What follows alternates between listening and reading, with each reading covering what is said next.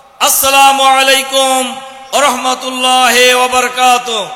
সংগ্রামী ভাই এবং বন্ধুগণ, রাসূল সাল্লাল্লাহু আলাইহি সাল্লামের একটি হাদিস, ইত্তাকুজ যুলমা যুলমাতান ইয়াউমাল কিয়ামা, তোমরা জুলুম থেকে বিরত থাকো, কেননা জুলুম কিয়ামতের দিন জালেমের জন্য অন্ধকার হয়ে উঠবে।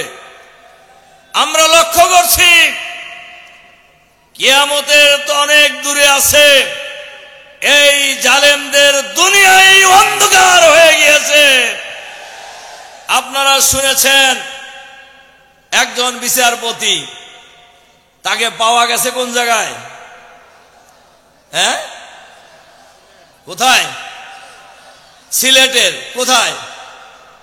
বর্ডারের জঙ্গলে।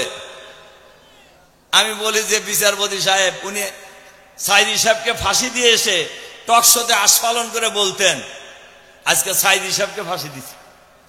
নিজামী সাহেবকে ফাঁসি দিয়ে এসে উনি বলতেন যে আজকে নিজামী সাহেবকে ফাঁসি দিয়েছি। তা আপনি জঙ্গলে গেছেন কে? এবং সেখান থেকে পাবলিক তাকে ধরে আনছে কিভাবে? সেখানে ছিল কিভাবে? কলার পাতা গায়ে দিয়া। আর পাবলিক ধরে আনছে কিভাবে? গলায় গামছা লাগায়া। আচ্ছা বলেন তো, এই কুষ্টিয়া অঞ্চলে গলায় গামছা লাগায় কাদেরকে? চোর না ছেঁচড়া চোর? আপনি পালাইতে গেছেন কেন? আপনি তো অ্যাফিলিয়েট ডিভিশনের বিচারপতি। আমি জাস্ট উপমা বলতেছি, একটা উদাহরণ হিসাবে। এই যে আবার যিনি আমাদের দামি প্রধানমন্ত্রী ছিলেন, উনিও পালাইছেন। তা আপনি পালাইলেন কেন? পালাইছেন এই জন্যই, আপনি এত জুলুম করেছেন, গণহত্যা পরিচালনা করেছেন, এই দেশের শীর্ষ আলেমদেরকে অন্যায়ভাবে বিচারের নামে তামাশা করে ফাঁসিতে ঝুলিয়ে আপনি হত্যা করে তামাশা দেখেছেন, মজা নিয়েছেন। আপনি জানেন বাংলাদেশের জনগণ আপনাকে ক্ষমা করবে না। আমাদের আমিরে জামাত গতকালকে নাটোরের সমাবেশে বলছিলেন, ভাত রান্না করছিলেন, সেই ভাতও আপনি খাইতে পারেন নাই, ভাত না খেয়েই পালাইছেন। আমাদের উদ্দেশ্য কিন্তু এটা বলা না। বলার উদ্দেশ্য হলো, আমাদের এই দেশ স্বাধীন হয়েছে কত বছর হলো? 53 বছর পার হয়ে 54 বছর শুরু হয়েছে, কিন্তু আজও বাংলাদেশের মানুষের অধিকার নিশ্চিত হয় নাই। এখনো বাংলাদেশের মানুষের জান মাল ইজ্জত আবরুর নিরাপত্তা বিধান হয় নাই। বাংলাদেশে যারা এই শাসন ক্ষমতায় এসেছেন, ক্ষমতাকে কুক্ষিগত করার জন্য জনগণের উপর বুলেট চালিয়েছেন, জুলুম চালিয়েছেন। বিশেষ করে এই গত 15.5 বছরে বাংলাদেশের মানুষের জীবন নিয়ে হোলি খেলা হয়েছে, গণতন্ত্রকে হত্যা করা হয়েছে, আইন শৃঙ্খলাকে সর্বনাশ করা হয়েছে, বিচার ব্যবস্থাকে ধ্বংস করা হয়েছে, মানুষের জান মাল নিয়ে সিনেমিনি খেলা হয়েছে। যারা সেই সরকারের বিরুদ্ধে কথা বলেছেন তাদেরই টুটি চেপে ধরা হয়েছে, তাদেরকেই হয় গ্রেপ্তার করা হয়েছে, অথবা খুন করা হয়েছে, অথবা ক্রস ফায়ারের নামে হত্যা করা হয়েছে, অথবা গুম করে দেওয়া হয়েছে। এই হত্যাকাণ্ড এবং এই গুণের ঘটনা থেকে সাংবাদিকরাও রেহাই পায় নাই, এই দেশের মা বোনেরাও রেহাই পায় নাই। এই সরকারের বিরুদ্ধে আমরা আন্দোলন গড়ে তুলেছি, বারবার আন্দোলন হয়েছে।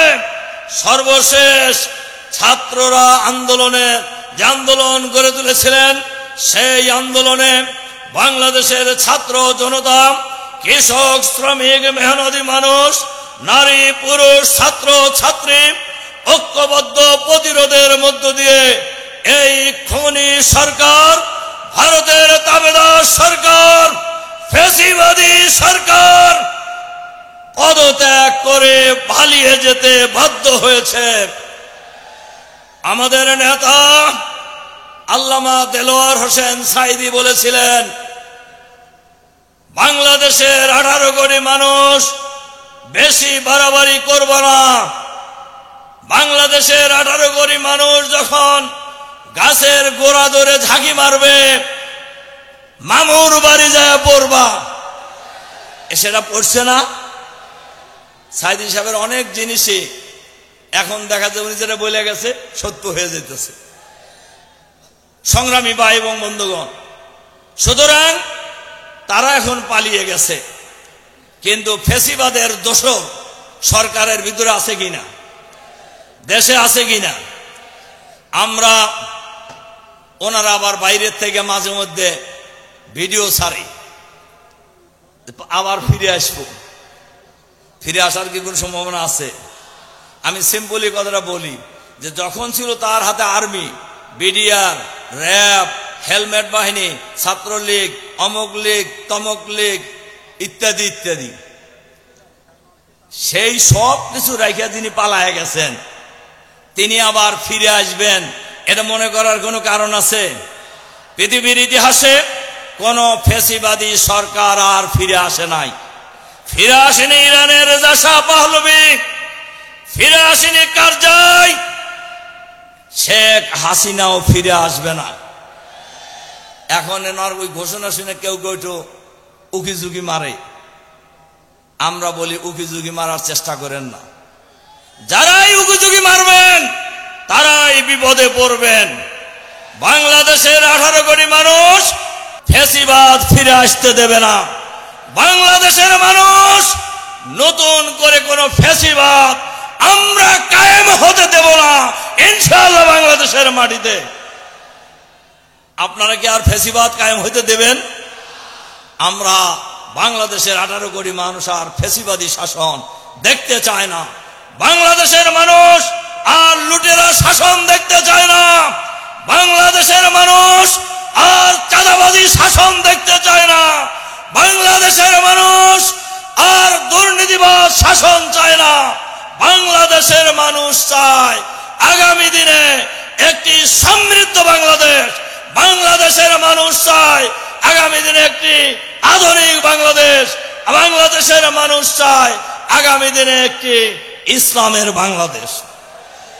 এজন্য বাংলাদেশের গ্রামে গঞ্জে, শহরে, নগরে, বন্দরে, বাংলার প্রতিটি প্রান্তরে একটি নতুন আওয়াজ উঠেছে। এই আওয়াজ কুষ্টিয়ায় উঠছে। দেখলাম ব্যানারে কোন জায়গায় লেখা আছে, সব দল দেখা শেষ, এবার হলো কি, এবার দেখবো জামাত ইসলামী বাংলাদেশ। এ কথা আলোচনা হইতেছে না? আলোচনা হচ্ছে। অর্থাৎ বাংলাদেশে ইসলামের জোয়ার তৈরি হয়েছে। ইসলামের জোয়ার তৈরি হয়েছে। রাসূল সাল্লাল্লাহু আলাইহি সাল্লামের ভবিষ্যৎবাণী অনুযায়ী নবুয়তের যুগ, খেলাফতের যুগ, রাজতন্ত্রের যুগ, এরপরে হলো জুলুমতন্ত্রের যুগ। ফ্যাসিবাদী শাসনের জুলুমতন্ত্রের মধ্য দিয়ে জুলুমতন্ত্রের যুগ শেষ হয়েছে। বাংলাদেশে আগামী দিনে প্রতিষ্ঠিত হবে খেলাফত আলা মিনহাজের নবুয়ত ইনশাআল্লাহ। সংগ্রামী ভাই এবং বন্ধুগণ, আমাদের নেতা জামায়াত ইসলামীর আমির ডাক্তার শফিকুর রহমানের নেতৃত্বে আগামী দিনের বাংলাদেশ হবে ইসলামের বাংলাদেশ। আগামী দিনের বাংলাদেশ হবে চাঁদাবাজ মুক্ত বাংলাদেশ। আগামী দিনের বাংলাদেশ হবে দখলবাজ মুক্ত বাংলাদেশ। আগামী দিনের বাংলাদেশ হবে ইসলামের বাংলাদেশ। সেই বাংলাদেশে নারী পুরুষ, হিন্দু মুসলিম, বৌদ্ধ খ্রিস্টান সহ সকল শ্রেণী পেশার মানুষ দল মত নির্বিশেষে আমরা ঐক্যবদ্ধভাবে আগামী দিনে বাংলাদেশটাকে একটি সুন্দর বাংলাদেশ হিসাবে আমরা গড়ে তুলব ইনশাআল্লাহ। আর এই ক্ষেত্রে এখানে অসংখ্য হাজার হাজার উলামায়ে কেরাম এসেছেন। আমি আপনাদের কাছে আহ্বান জানাতে চাই, আগামী দিনের বাংলাদেশকে একটি সুন্দর বাংলাদেশ হিসাবে গড়ে তোলার জন্য উলামায়ে কেরামকে আরো দৃঢ় ঐক্য গড়ে তুলতে হবে। মানুষকে ঐক্যবদ্ধ করে আগামী দিনে ডাক্তার শফিকুর রহমানের নেতৃত্বে আমরা এগিয়ে যাব ইনশাআল্লাহ। আপনারা কি এর জন্য রাজি আছেন? আল্লাহ তাআলা আমাদেরকে আগামী দিনের সেই সংগ্রামকে সফল করার জন্য কুষ্টিয়া জেলার সর্বস্তরের জনতাকে ঐতিহাসিক ভূমিকা পালন করার তৌফিক দান করুন। এই প্রত্যাশা রেখে আপনাদের প্রতি আবারও আন্তরিক সালাম এবং মোবারকবাদ জানিয়ে আমার বক্তব্য এখানেই শেষ করছি। আল্লাহ হাফেজ। বাংলাদেশ জিন্দাবাদ। বাংলাদেশ জামাত ইসলামী জিন্দাবাদ। আসসালামু আলাইকুম ওয়া রাহমাতুল্লাহ।